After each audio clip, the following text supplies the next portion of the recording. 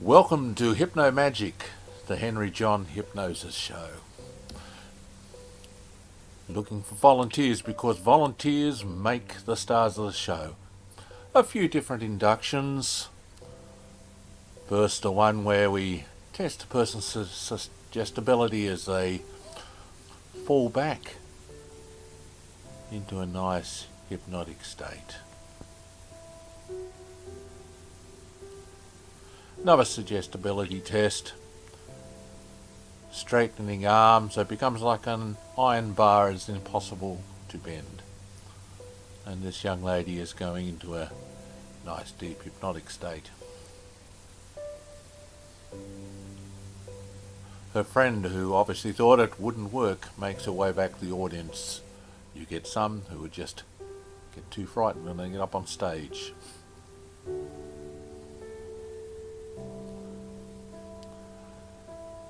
Putting people into a hypnotic state by different means of induction, and most of these young fellows fall into a nice hypnotic slumber.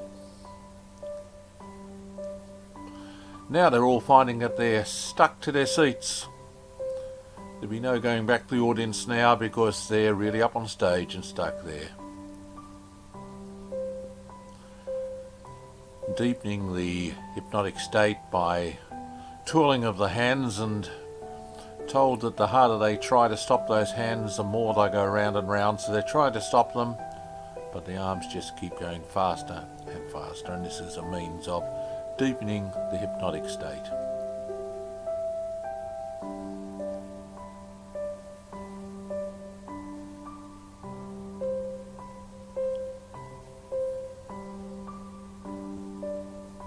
It's tiring work, so I'm going about to award some of these people some reward for all their efforts, which you'll see in a moment as I'm about to give them some nice chocolate for all that hard work they've been doing.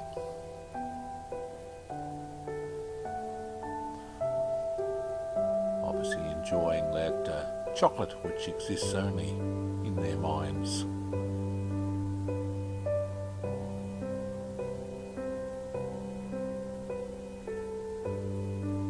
But one piece of chocolate is never enough for some people at least. You want some more?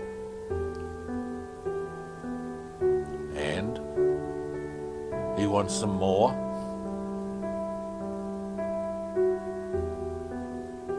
As does he.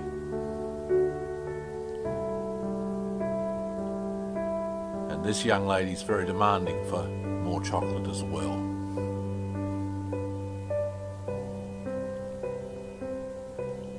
Clearly enjoying that. Now someone's turned the heat down in the auditorium and it's getting freezing cold. Right down to freezing point by the look of some of them.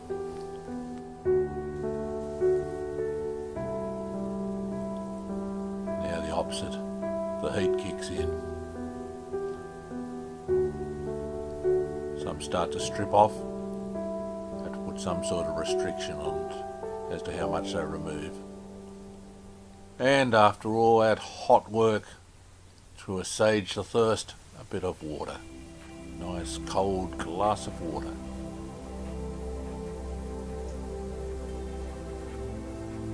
You want some more water? And more for him, more for her, and for her.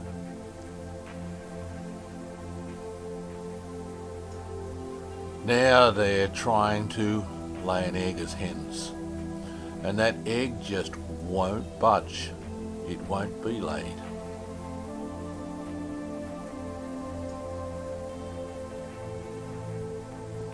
Constipated hens, I guess. Crowd obviously enjoying the show and probably somewhat mystified to see their friends in a way they've never seen them before.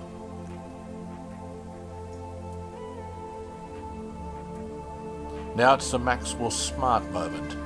That shoe phone is ringing, it's on their neighbour's foot, and they must answer that phone. And you'll see just how much some of these people get into this, their imagination, on fire under the power of hypnosis.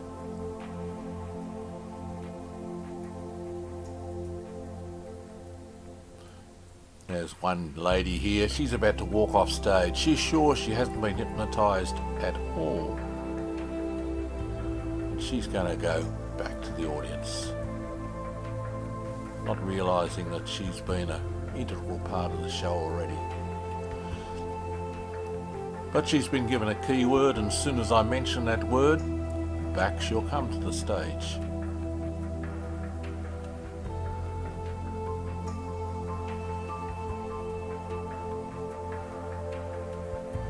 Now a few boxing champions, bantamweights I think, really getting into this bout.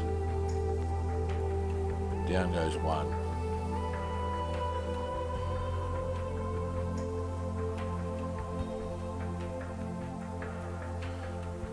Now this fellow has lost his ability to count properly. He can't understand why there are extra fingers on my hand. And now we cross to the ballet, where two beautiful ballerinas are showing us Swan Lake at its very best.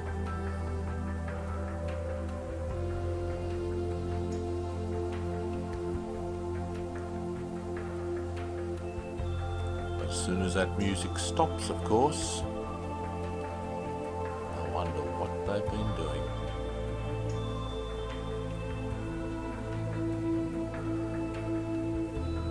She wonders what her friend's doing, and then she realises, what am I doing?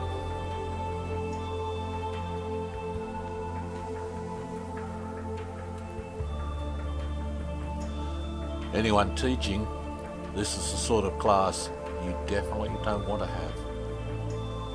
Full of brats really getting into it.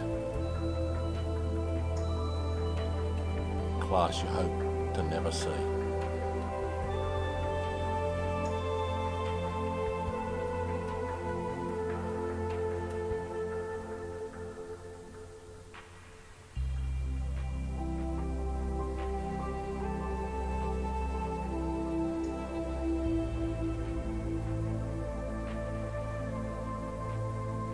Will these students ever sit down? Now their seats are boiling hot. Every time I mention it, their seats go boiling hot and they've got to jump up. Now let's just relax for a while and go for a pleasant country drive. Mind you, I wanted to drive with some of these people. Look at the way those young fellas drive there. Driving along a nice country road, but they're about to be in for a shock.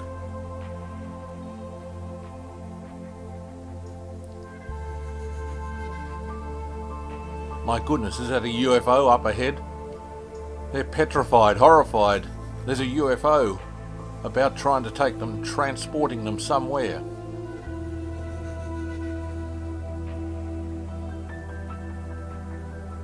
And she can't understand how I keep guessing every number that she thinks of. Of course, she's put to sleep, gives me the number, has no memory of that, and is amazed that I know the number that she's thinking of.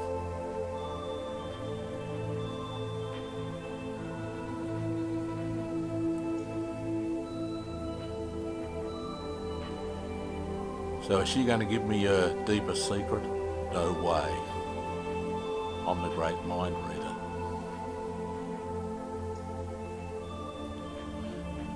Now it's time for some good music. I think it's Beethoven's Ninth, something similar. Now it's time for intermission. Except one stays on stage. She's got a role to play. I'm telling her that she won't believe that the show has even started. Nothing has happened, and she's really annoyed. And she's going to tell me off and everyone else off about how lousy this show is. The whole of intermission. She'll be telling people off. Telling everyone what a farce this is and what a waste of time. She's still saying it's a waste of time. It's late and nothing's happened. But of course she and her friend, they've already been set up that whenever they hear the music again, during intermission they'll be the wonderful ballerinas, and off they go. The stage is calling. What class, what panache this couple have on the big stage.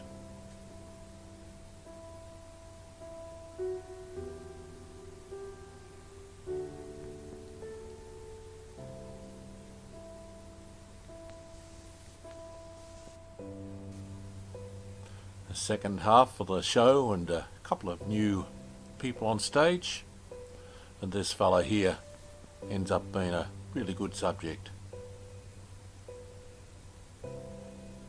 Freezing cold, boiling hot again, just deepening the hypnotic state for the second half of the show.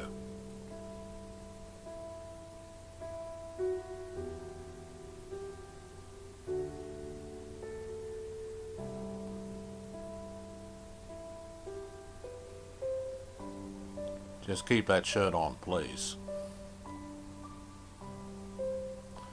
Once again, trying to lay those eggs, and no matter how hard they try, those eggs will just not be laid.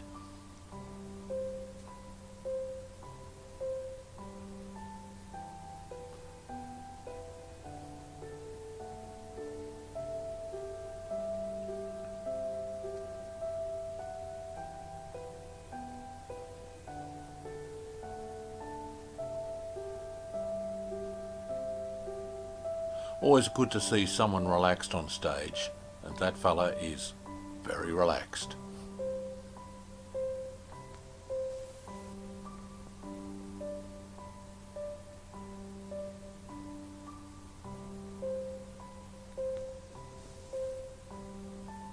Those eggs still won't come. Agonising.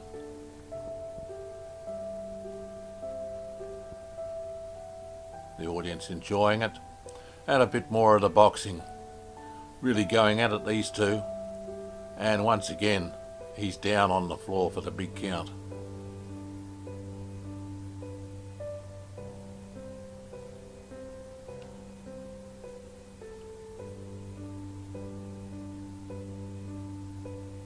And setting up these two for a skit I do, which is unique to me. It's a raffle. These two are obviously good friends, but they've been told to be suspicious of each other. They're going to draw their raffle tickets in a moment. She draws hers, carefully keeping it away from the other.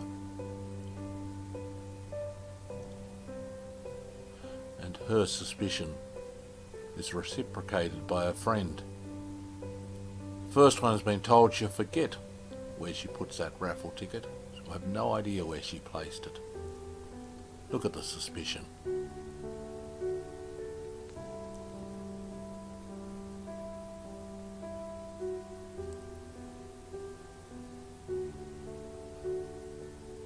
And the raffle's about to be drawn. A big raffle for the big prize, whatever that prize is. Watch the reaction of the one on the right as she wins this raffle, and the frustration of the one on the left as she realises she's lost.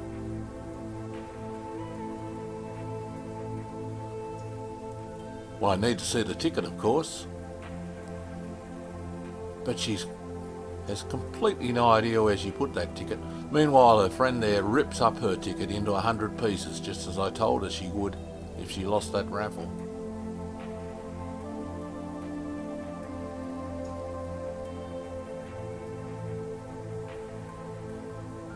Completely lost where she's put that ticket.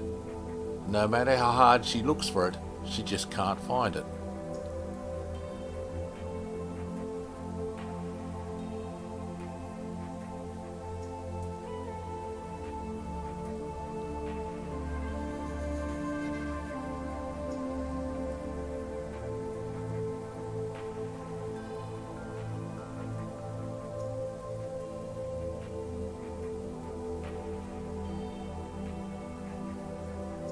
Getting a lot of sympathy from a friend, of course. Well, it looks like it has to be a redraw. And now the lady on the left has won the prize, but I need to see the ticket. But it's in 100 pieces. Oh, let's blow it away to make it worse. And let's stamp on it. And kick it away. It just looks as though no one is going to win that raffle today.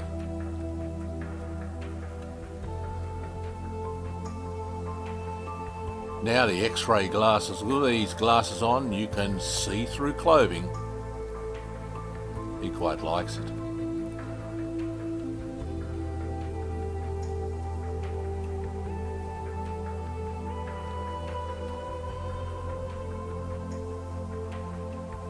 Give me a go, she says.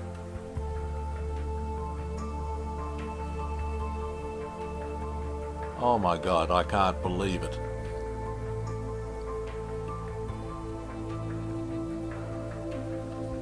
What could she be insinuating is that small? I'll leave it up to you to think.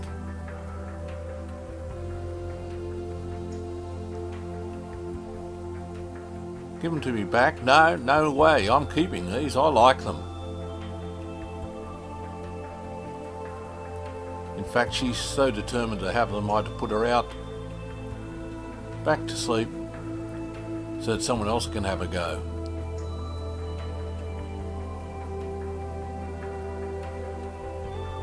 Now watch the reaction of this fellow in the audience in a while.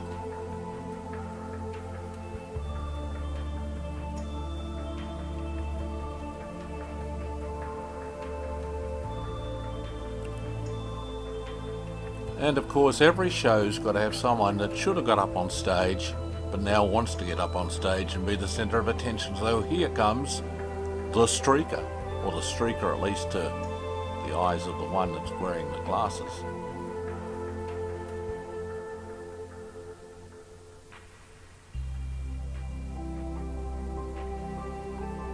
Now this chair weighs 100 tonnes. It's glued to the floor. It is impossible for anyone to lift. This fella's only a small fella, but he's going to have a go anyway. Full marks for determination.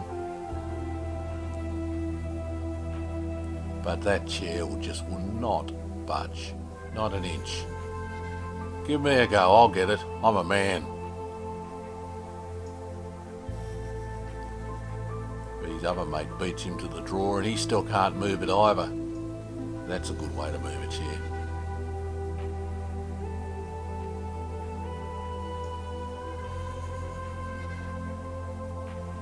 I think she suspects she may not be able to move it, but she's going to have a go anyway. No way, Jose, that's just too heavy for me. We might need a big bloke to come and have a go. But the big bloke, he can't get it either. He's, just, but it still won't move. Damn. It's as light as a feather. It's time for Superman to make his appearance. Of course, they go off to sleep each time in a deep trance. I quickly move across the stage. To them, when they open their eyes, I'm instantaneously on the other side of the stage. How did that happen? Unbelievable. Superman again at the speed of light. Now moves next to them. How did he get there?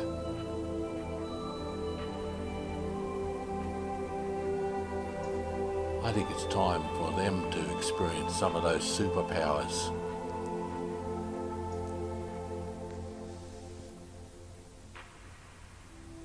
How about we turn them into supermen? Fellas, you gotta flap your wings if you're going to be a Superman.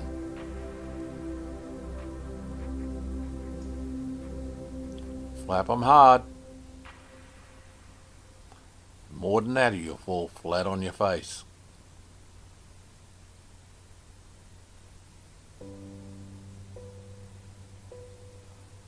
go, fellas. More effort needed.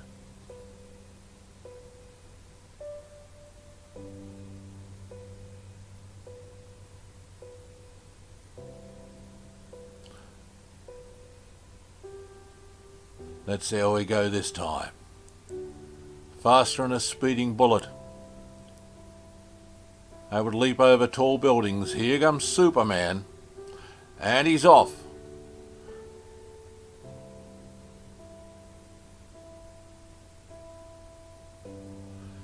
Now, they're all in the nude themselves. Oh my God, I've lost all my clothes. Getting a lot of sympathy from one of the fellas there. Got to be somewhere to hide. And that's a culmination of the Henry John Hypnosis Show. I'd love to see you, so get on to me and make a booking for your club, for your group, whatever the occasion may be.